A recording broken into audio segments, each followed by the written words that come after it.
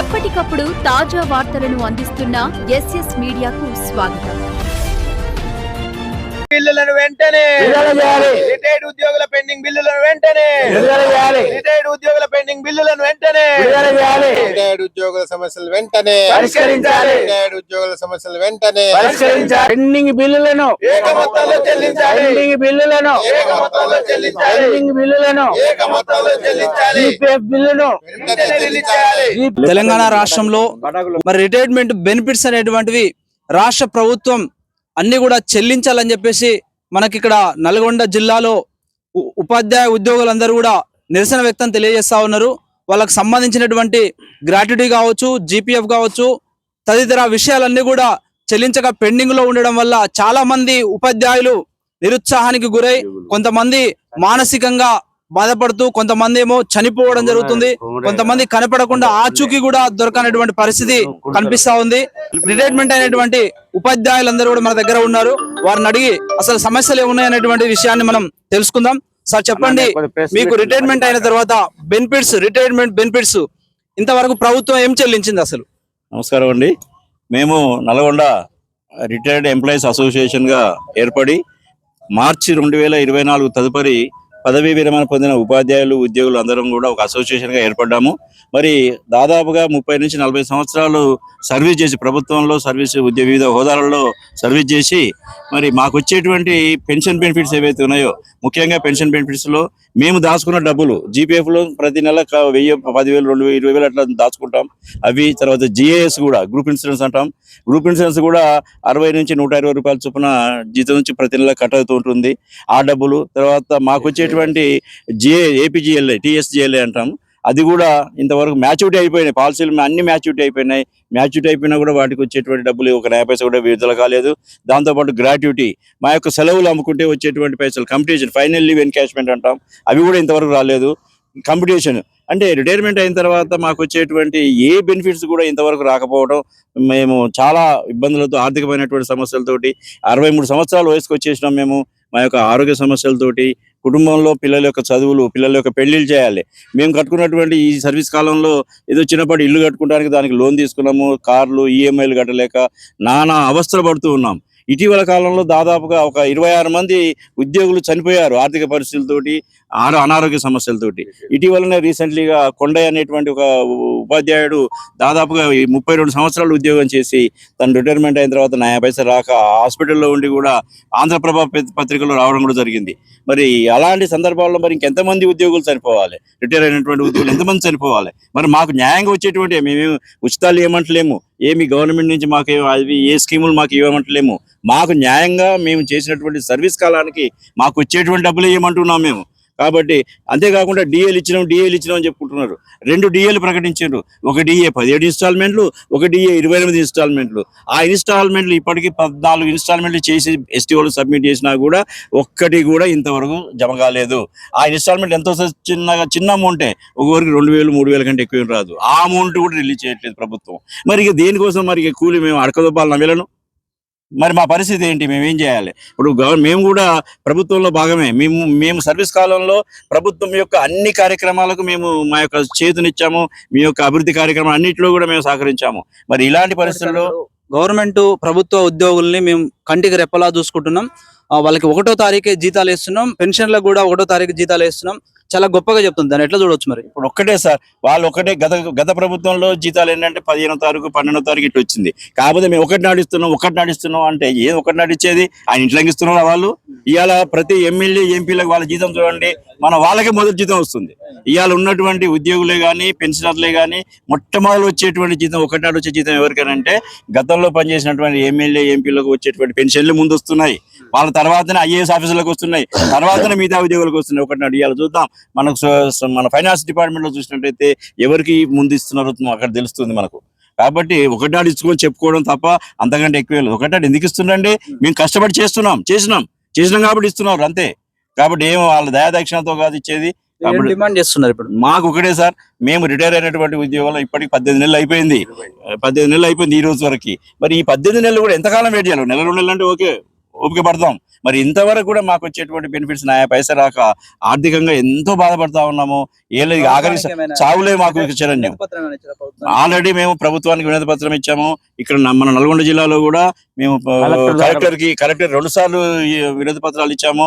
అదే విధంగా మన మినిస్టర్ మన గౌరవనీయులు కోమటిరెడ్డి వెంకటరెడ్డి గారికి కూడా మా యొక్క వినతి పత్రం ఇచ్చాము. ఇచ్చినప్పటికీ కూడా మళ్ళీ ఎలాంటి చలనం లేదు. మరి కాబట్టి మేము ఇప్పుడు ఒకటే అనుకుంటున్నాం, రేపు జరిగేటువంటి జూబ్లీ ఎన్నికలలో కూడా మా తరఫున అధిక సంఖ్యలో నామినేషన్లు వేయాలనేటువంటి ఆలోచనలో కూడా ఉన్నాం. కాబట్టి మరి వెంటనే ప్రభుత్వం గౌరవనీయులు ముఖ్యమంత్రి గారు మా యొక్క సమస్యల్ని చూడండి, మా యొక్క ఆర్థిక పరిస్థితులు చూడండి, మా యొక్క అనారోగ్య సమస్యలు చూడండి. మాకేమి ఉచితాలు ఏమి ఏమంటలేము, మాకు వచ్చే బెనిఫిట్స్ ఏమంటున్నాము. కాబట్టి దయచేసి మాకు వచ్చేటువంటి బెనిఫిట్స్ అన్ని కూడా ఏకమొత్తంలో ఇవ్వాలి. ఎందుకంటే మళ్ళీ ఇన్స్టాల్మెంట్లు వద్దు మాకు. ఎందుకంటే ఇప్పటికీ 18 నెలలు వెయిట్ చేసాం. మళ్ళీ ఇన్స్టాల్మెంట్ అనేటువంటి పద్ధతి కాకుండా ఏకమొత్తంలో మాకు మొత్తం రావాలని మరి ప్రభుత్వాన్ని ప్రభుత్వ అధికారులకు కోరుకుంటూ ఉన్నాం మేము. మా యొక్క విజ్ఞప్తి ఇప్పుడు 700 కోట్లు విడుదల 500 అని చెప్పారు.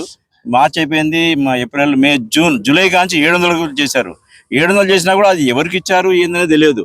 వాళ్ళు జేఏసీ నాయకులు కూడా వాళ్ళు పోగానే ఏమంటున్నారు, ఏదో చెప్తున్నారు, వాళ్ళు చెవులు కుట్టిస్తున్నారు, బయటకు వెళ్ళి కొడుతున్నారు. వాళ్ళకి కావాల్సినటువంటి ఏది 317 జీవో ఏదేదో మాట్లాడుతున్నారు. కానీ దాంట్లో పదవి విరమణ పొందిన ఉద్యోగుల యొక్క ప్రయోజనాల గురించి ఏ జేఏసీ నాయకులు కూడా మాట్లాడటం లేదు.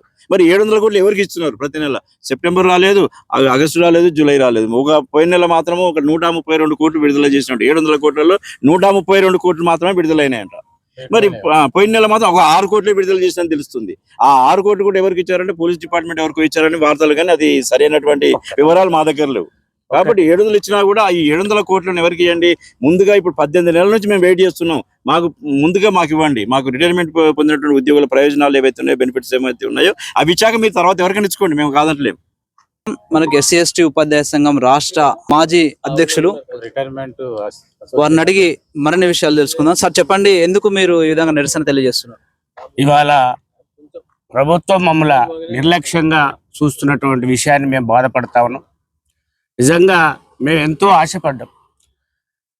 గతంలో ఉన్న ప్రభుత్వము మాకెంతో, అప్పుడున్నటువంటి గౌరవనీయులు కేసీఆర్ గారు రిటైర్మెంట్ బెనిఫిట్ను మీ చేతిలో పెట్టి మిమ్మల్ని ప్రభుత్వ వాహనంలో ఇంటికి సాగనిస్తాం మొత్తం అని చెప్పి ఇచ్చినటువంటి ఆ దాన్ని మేము అనుకున్నాం. నిజంగా ఇవాళ ప్రభుత్వానికి మా సేవలు 30 నుంచి 40 సంవత్సరాలు సేవ చేశాం. ఇవాళ మీరు ఇచ్చేటువంటి ప్రతి కార్యక్రమాన్ని ఉద్యోగులు ఉపాధ్యాయులు అందరూ కూడా సజావుగా మీకు విధి నిర్వహణలో మీకు సక్సెస్ చేసి మీ ప్రభుత్వాన్ని పేరు ప్రతిష్టలు తీసుకురావడం జరిగింది. అయినప్పటికీ మా మీద వింత వివక్షత, వింత కక్ష. మరి అలా 2024 అంటే సుమారుగా 18 నుంచి 19 నెలలు, అంటే 20 నెలలు కంప్లీట్ అయింది. ఇవాళ ఒక్క పైసా లేదు. ఇవాళ మాకున్నటువంటి పరిస్థితుల్లో నిజంగా బాధాకరమైన విషయం ఏంటంటే, ఒక పెళ్లి చేయాలన్నటువంటి పరిస్థితులు ఇవాళ ఉపాధ్యాయులు కొంతమంది, ఉద్యోగులు కొంతమంది ఆ విధంగా ఉన్నారు. ఇల్లు కట్టుకుందాం అనుకున్నాం, ఏదో ఉద్యోగం చేసినాం కదా, చివరి దేశంలో ఏదో ఆశలు పెట్టుకున్నటువంటి మేము ఇవాళ మా ఆశలన్నీ నిర్విరామం చేసినటువంటి ప్రభుత్వం మరి గౌరవ ముఖ్యమంత్రి గారు తగదని చెప్పి మేము మనవి చేస్తాం. నిజంగా బాధాకరమైన విషయం ఏంటంటే, వారి జిల్లాలోనే, మహబూబ్నగర్ జిల్లాలోనే వారి పక్క మండలమే, గౌరవ ముఖ్యమంత్రి గారి పక్క మండలమే పాప మొన్నటి దాకా హాస్పిటల్లో ఉండి వేడుకున్నాడు. పేపర్లలో వచ్చింది. కొండయ్య గారు నిజంగా ముఖ్యమంత్రి గారు నా ఆరోగ్య పరిస్థితి బాగలేదు, నేను చచ్చిపోయే దిశలో ఉన్నాను, నా గురించి కొంచెం ఆలోచించని ప్రాధాయపడ్డాడు. అయినప్పటికీ కూడా కనికరం లేకుండా నిన్న పాపం చనిపోయాడు. ఎంత బాధాకర విషయం. 33 సంవత్సరాలు నీ కాన్స్టిట్యున్సీలో, నీ జిల్లాలో చేసినటువంటి ఒక ఉపాధ్యాయుడు ఇంత జీవోత్సంగా పడి వస్తే కనీసం కనికరం లేదా? గౌరవనీయులు ముఖ్యమంత్రి గారు నీకు ఆలోచన రావట్లేదా? ఎందుకు మమ్మల్ని ఈ విధంగా ఇబ్బంది పెడుతున్నారు? ఆలోచించవలసిందిగా మేము గౌరవ ముఖ్యమంత్రి గారు మేము కోరుతా ఉన్నాం. ఇంకొక విషయం ఏంటంటే, మేము అడుగుతా ఉన్నాం, మేము మా ఉద్యోగ సర్వీసులో ప్రభుత్వ నిబంధనల ప్రకారం జీపీఎఫ్లో 5,000, 10,000, 2,000, 4,000 ఇట్లా జమ చేసుకున్నటువంటి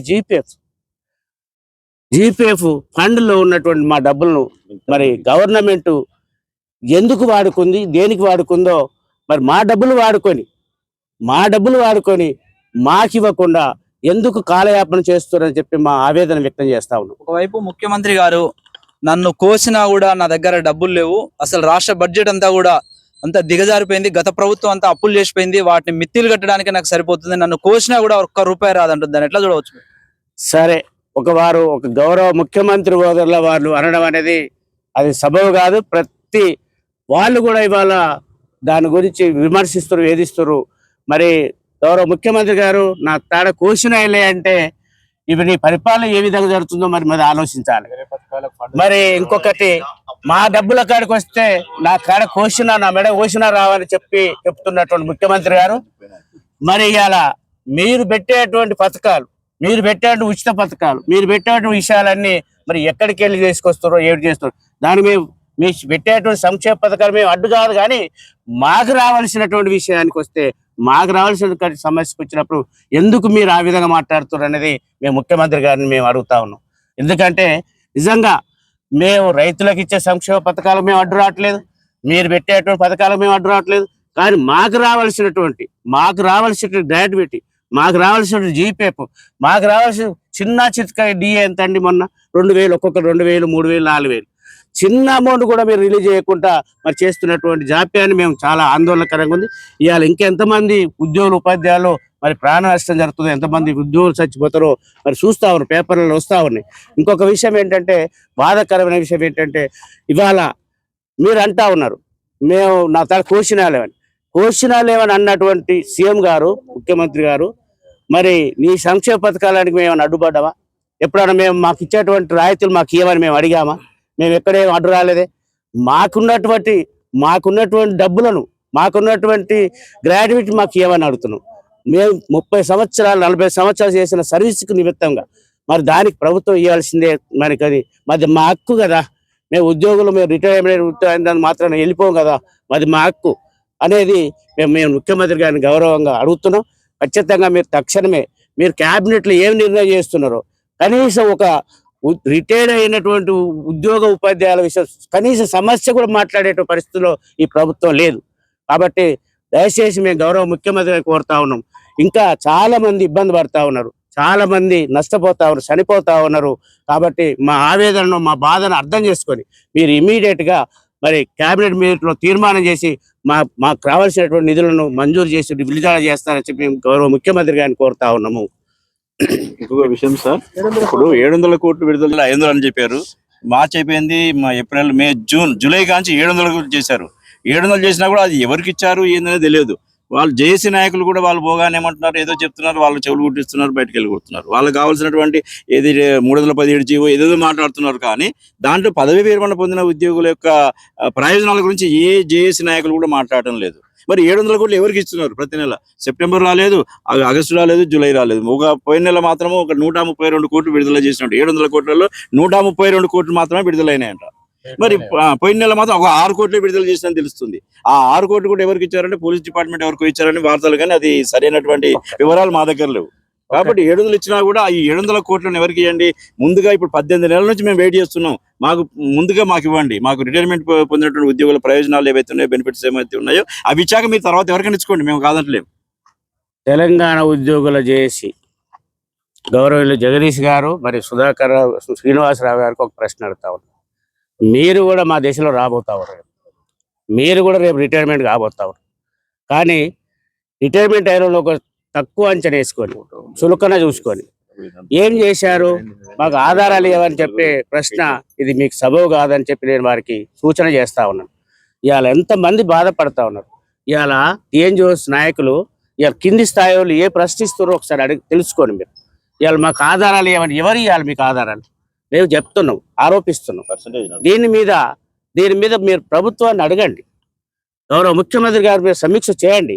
ఇట్లా జరుగుతుంది, మాకు ఇబ్బంది జరుగుతుంది చెప్పి అనండి. అంతేగాని మరి అవహేళన చేసుకుంటూ ప్రభుత్వాన్ని కించపరుచుకుంటూ మీరే మరి ఈ విధంగా చేయడం అనేది మరి టీఎన్జిఓస్ నాయకులకు మరి మీరు నేనేమంటున్నంటే మీకు ప్రభుత్వంతో మాట్లాడడం మాకే అభ్యంతరం లేదు. కానీ మీరు ప్రభుత్వాన్ని వెనకంగా వేసుకొని మమ్మల్ని కించపరుస్తాం అనేది ఇది కరెక్ట్ అయిన విధానం కాదు. ఒకటే మేము ఆలోచిస్తున్నాం, మేము కూడా మీతో పాటు ఉద్యోగం చేసి రిటైర్డ్ అయినటువంటి వాళ్ళం. రేపు మీరు కూడా ఆ దిశలో ఆ కోణానికి మీరు కూడా రావాల్సిన అవసరం ఉంది. కాబట్టి మమ్మలను మీరు అవమానపరిచి కించపరిచినట్టు మాట్లాడితే ఇది మీకు తెలియదని చెప్పి మరి సరైన విధానం కాదని చెప్పి నేను వారికి సూచనగా నేను హెచ్చరిస్తా ఉన్నాను.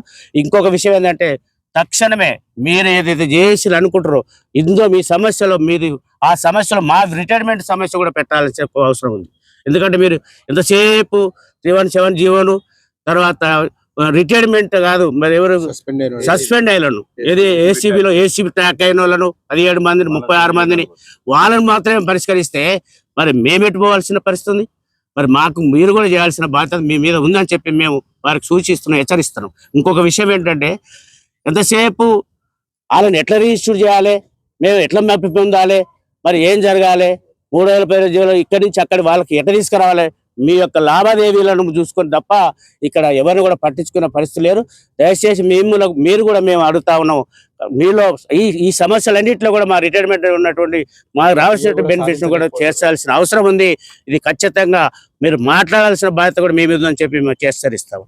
అంటే ప్రభుత్వం వీళ్ళ సర్వీస్ అయిపోయింది, గత 30 లేదా 35 సంవత్సరాల సర్వీస్ అయిపోయింది, వీళ్ళతో పని లేదు అన్న నిర్లక్ష్యం ఎక్కువ ఉందంటారా ప్రభుత్వం మీద? ఖచ్చితంగా అది ఆలోచన ఉన్నారు అట్లా.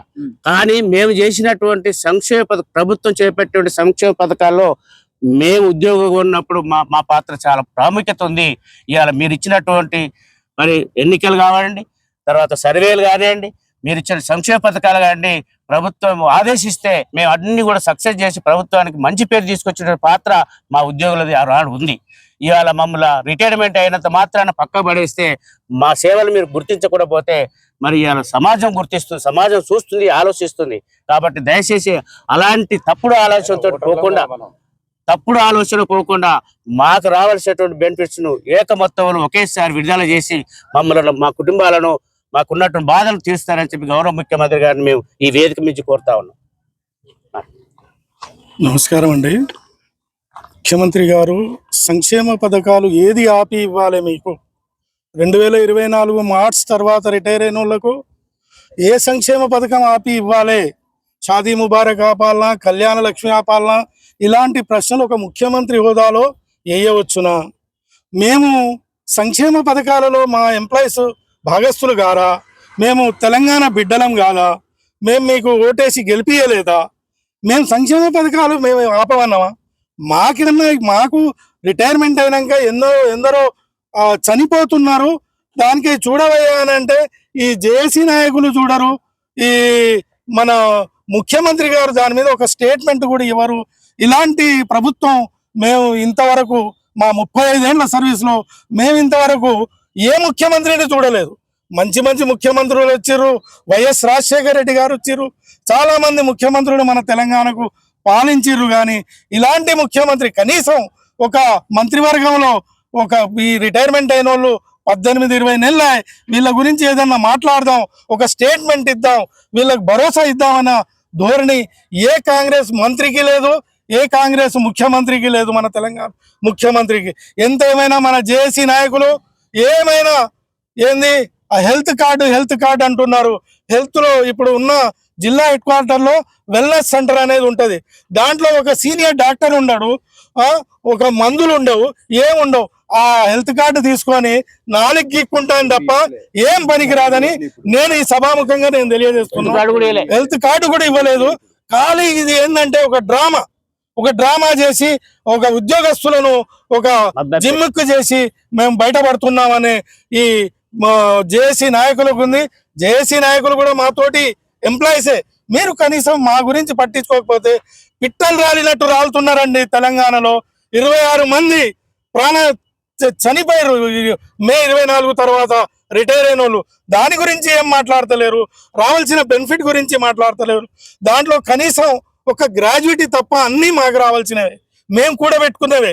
అవి ఇస్తానికి మీరు ఈ సంక్షేమ పథకాలని మా పైసలు తీసుకుపోయి సంక్షేమ పథకాలు చేయడం ముఖ్యమంత్రిగా మీకు సబబు కాదు. మీ ఇలాంటి ముఖ్యమంత్రి నెవర్ బిఫోర్ నెవర్ ఆఫ్టర్ అన్నట్టే ఉన్నది. ఇలాంటి నువ్వు ఏదన్నా కోపించుకో అబ్బా, ఒక ముఖ్యమంత్రి హోదాలో ఆ మాట అనొచ్చునా? మేము ప్రశ్నిస్తున్నాం. ఒక సామాన్య జీతగాన్ని అదే చెప్తున్నా సార్ నేను. వాళ్ళు మా పైసలు తీసుకుపోయి సంక్షేమాలకు పెడుతున్నారు, మా పైసలు మాకంటే ఇవ్వచ్చు కదా. కానీ అది లేదు ఇది లేదు. ఏ పథకం ఆపను అని అంటే ఒక ముఖ్యమంత్రి చెప్పే పనేనా, ఒక ముఖ్యమంత్రి మాట్లాడే విషయమేనా అని నేను ప్రశ్నిస్తున్నా. ఇలాంటివి ఒక ముఖ్యమంత్రిగా కాంగ్రెస్ ముఖ్యమంత్రులు అంటే, కాంగ్రెస్ అంటే మాకు కూడా ఒక మంచి తప్పు లేదు, గత ప్రభుత్వం చేసిన అప్పులు కట్టుకోవడం. అయ్యా గత ప్రభుత్వం గురించి చెప్తున్నా. 20 నెలల నుంచి ఒక కాళేశ్వరం ఒక పర్రె చూపెట్టి పాలన చేస్తుండు. ఎంతైనా ఆయన ఒకటే ముఖ్యమంత్రి. ఏ పొద్దున్న లేస్తే గత ప్రభుత్వం. నువ్వు 20 నెలల నుంచి వచ్చి ఏం రెవెన్యూ చేసినావు అది మేము ప్రశ్నిస్తున్నాం. 20 నెలలు 10 ఏళ్ల పాలన మీదనే నువ్వు తోసేస్తున్నావు. నువ్వు 20 నెలల నుంచి ఏం చేస్తున్నావు? ఒక కాళేశ్వరం పర్రె చూపెట్టి ఇది అని తోసి పారేస్తున్నావు. ఇది కరెక్ట్ కాదు. ఒక ముఖ్యమంత్రిగా ఇలాంటి ముచ్చట్లు మాట్లాడడానికి వీల్లేదు. బేషరతుగా మాకు 24 మార్చి తర్వాత రిటైర్ అయిన బెనిఫిట్స్ తక్షణమే విడుదల చేయాలని, ఏక మొత్తంలో విడుదల చేయాలని మేము డిమాండ్ చేస్తున్నాం.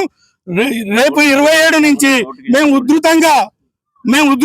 మేము రాష్ట్ర మొత్తం ఉధృతంగా ఈ సమస్యను రాష్ట్రంలో ప్రజా క్షేత్రంలోనే తీసుకుపోవడానికి మేము మొత్తం జిల్లాల వారీగా మేము కమిటీలు ఏర్పడ్డాం. మా విజన్ మాకుంది. ఈ లోపల చేస్తేనేమో చేస్తే 27 తర్వాత మా చేతుల్లో ఉండదు ఈ ఉద్యమాన్ని ఉధృతం చేస్తామని తెలియజేస్తున్నా. ఒక్కటే మేము గౌరవ ముఖ్యమంత్రి గారిని మేము ఒకటి అడగదలుచుకున్నాం. మేము జీఫేప్లో దాచుకున్నటువంటి అమౌంట్ మా అకౌంట్లో ఉంటాయి. మా పర్మిషన్ లేకుండా, మా అనుమతి లేకుండా మా డబ్బులు తీసి ఖర్చు పెట్టేంత అధికారం మీకు ఎక్కడిచ్చారు? ఇప్పుడు బ్యాంకుకి వెళ్తే ఆ అకౌంట్ పర్సనల్ అకౌంట్లో ఇంకొకరికి ఇవ్వరు. మరి మేము జీపీఎఫ్లో మా పర్సనల్ అకౌంట్ అది మాకుంటే సేవింగ్ అకౌంట్లో మా డబ్బులను మాకు తెలియకుండా మీరు తీసుకొని మీరు ఏ సంక్షేమ పథకాలు పెడతానికి ఎవరు ఇచ్చారు? మీరు పెట్టే మీ సంక్షేమ పథకాలు పెట్టుకోండి.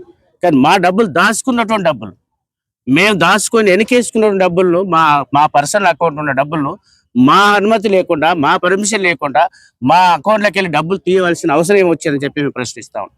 ఇది న్యాయం అవుతుందా? ముఖ్యమంత్రి గారు మీకు చెప్పండి. ఇంకొకటి, సరే ఇవాళ చట్టాలు ఉన్నాయి, కోర్టు ఉన్నాయి. మాకేదో బాధ వచ్చిందని చెప్పి మేము కోర్టుకు వెళ్తే కోర్టును కూడా వెళ్ళకుండా మరి భయభ్రాంతులకు గురి చేస్తున్నటువంటి ఆలోచన ప్రభుత్వం చేస్తా ఉంది. మరి ఇక చట్టాలు, కోర్టు ఇవన్నీ కూడా వేస్టా? మరి మాకు న్యాయం జరగటానికి లేదా? ఇక మేము సరే ఎక్కడ ఏం బాధ కలిగిందో ఒక లాయర్ని పట్టుకొని మాకున్న నష్టం జరిగింది ఏందో చెప్పి మేము కోర్టుకు వెళ్తే అక్కడ కూడా మరి న్యాయ వ్యవస్థను కూడా మీరు కొనుక్కున్నటువంటి పరిస్థితుల్లో మరి పక్కదోవ పట్టిస్తున్నటువంటి విధానాన్ని మేము ఖండిస్తా ఉన్నాం. ఇవాళ బాధాకరమైన విషయం అంటే మాకు రావాల్సినటువంటి టీఎల్జీసీలో మేము దాచుకున్నటువంటి పర్సన్ మరి ఇవాళ వరకు అవి ఎప్పుడో మన అయిపోయింది, టైం అయిపోయింది, మ్యాచ్యూట్ అయిన డబ్బులు కూడా ఇవాళ వరకు రాలేదంటే మరి మేము ఏం చేయాలి? మరి సీఎం గారు, మీరు గౌరవ ముఖ్యమంత్రి గారు ఆలోచన చేయాలి. మా బాధలు చాలా ఉన్నాయి. మాకు పిట్టలు రాలిపోతే ఇప్పటికి 26 మంది చనిపోయారు. నీ జిల్లాలనే, నీ పక్క మండలమే పాపం నిన్ను పేపర్లో ప్రాధాయపడ్డాడు కొండయ్య. మరి వారు నిన్న కాలం చేశాడు. మరి ఇది నీకు న్యాయం కాదు. గౌరవ ముఖ్యమంత్రి గారు మా పరిస్థితులు ఆలోచన చేసి మీ ఏక మొత్తంలో మాకు రావాల్సిన డబ్బులు విడుదల చేయాలని చెప్పి మేము విజ్ఞప్తి చేస్తాం. మన పక్క రాష్ట్రం వాళ్ళకు డబ్బులు లేవని చెప్పి విడిపోయినటువంటి రాష్ట్రం. గౌరవ ముఖ్యమంత్రి చంద్రబాబు నాయుడు గారు ఇవాళ దీపావళి కానుకగా డిఏ డిక్లేర్ చేశాడు. మరి తెలంగాణలో మెరుగు బడ్జెట్ ఉన్నట్టు తెలంగాణ రాష్ట్రం, తెలంగాణ ఏర్పడినాడు. మరి మీరు మీ స్వలాభాలకు మీరు ఉపయోగించుకొని ఇవాళ తెలంగాణ ప్రభుత్వం దివాలా తీసి ఇవాళ డబ్బులు లేవు, నా మెడకాయ కోసినా రావంటే ఎవరు చేసి అంటాడు? ఇవాళ అన్ని రాష్ట్రాలు డిఏ ప్రకటించినాయి. మరి మన రాష్ట్రం ఎందుకు ప్రకటించలో మరి ఏమనిపిస్తుందో ఒకసారి ఆలోచన చేయవలసిందిగా ముఖ్యమంత్రి గారు కోరుతా ఉన్నా. అసోసియేషన్ నల్గొండ పక్షాన మేము ఈ గవర్నమెంట్ని, ప్రభుత్వాన్ని గట్టిగా హెచ్చరిస్తున్నాము. 2024 నుండి మార్చి నుండి రిటైర్ అయినటువంటి ఉద్యోగ ఉపాధ్యాయ వర్గాలకు ఇంతవరకు వారికి అందవలసినటువంటి ఏ ప్రయోజనం కూడా అందకుండా ప్రభుత్వం చాలా తాత్సర్యం చేస్తుంది. మరి దీనికి తగిన మూల్యం చెల్లించుకోవాల్సి వస్తుంది. కేంద్ర ప్రభుత్వ ఉద్యోగులు కానీ కేంద్ర ప్రభుత్వ సంస్థల్లో రిటైర్ అయినటువంటి వాళ్ళకి కానీ వెంటనే రెండవ రోజే వాళ్ళ బెనిఫిట్స్ అన్ని వస్తున్నాయి. కానీ కేవలం మన రాష్ట్రంలోనూ కేవలం మన ఒక్క తెలంగాణ రాష్ట్రంలోనే నెలల తరబడి పెండింగ్ బిల్లులు దగ్గర పెట్టుకొని రిటైర్డ్ ఎంప్లాయీస్ను చాలా ఇబ్బందులకు గురి చేస్తుంది. రిటైర్డ్ ఎంప్లాయీస్ ఇప్పటి వరకు మామూలు నాంచివేత ధోరణితోనే ప్రభుత్వం పట్ల సానుకూలంతో ఉన్నాం. ఇక నుండి చేయబోయే కార్యక్రమాలు మాత్రం ప్రభుత్వానికి చాలా గట్టిగా బుద్ధి చెప్పే కార్యక్రమాలు చేపడతామని హెచ్చరిస్తూ ఉన్నాం. ఇప్పటికైనా ప్రభుత్వం మేల్కొని మా చిన్న సమస్యలను వెంటనే పరిష్కరించి మా కుటుంబాలను ఆదుకోవాలని మేము మా ఎంప్లాయీస్ రిటైర్డ్ ఎంప్లాయీస్ తరఫున మా ఆవేదన వ్యక్తపరుస్తూ ఉన్నాం. టీచర్ల యొక్క పరిస్థితి, వాళ్ళకు జీపీఎఫ్ గానీ జిఎఫ్ గానీ క్యాజువల్ లీవ్ కి సంబంధించినటువంటి అమౌంట్ గానీ ఇవన్నీ కూడా దాదాపుగా 2024 మార్చి నుంచి పెండింగ్ లో ఉన్నాయి. మరి టీచర్స్ 35 సంవత్సరాలుగా సర్వీస్ చేసి రిటైర్మెంట్ అయిన తర్వాత బెనిఫిట్స్ రాకపోవడంతో కొంతమంది మనస్తాపానికి, కొంతమంది గుండెపోటుతోటి, కొంతమంది చెప్పా పెట్టకుండా పారిపోయినటువంటి సందర్భం కనిపిస్తా ఉంది. ముఖ్యమంత్రి గారు వెంటనే వీళ్ళకి సంబంధించినటువంటి బెనిఫిట్స్ ఏవైతే ఉన్నాయో అవన్నీ కూడా క్లియర్ చేయాలని చెప్పేసి వీళ్ళు వేడుకుంటున్నారు. ఒకవేళ లేని పక్షంలో మరి కాబోయే జూబ్లీ హిల్స్ ఎలక్షన్లు కూడా జరగబోతా ఉన్నాయి, స్థానిక సంస్థల ఎలక్షన్లు కూడా జరగబోతా ఉన్నాయి. కాబట్టి వీటి అన్నిటిని దృష్టిలో పెట్టుకొని వీళ్ళకి న్యాయం చేయవలసిందిగా కోరుతా ఉన్నాం.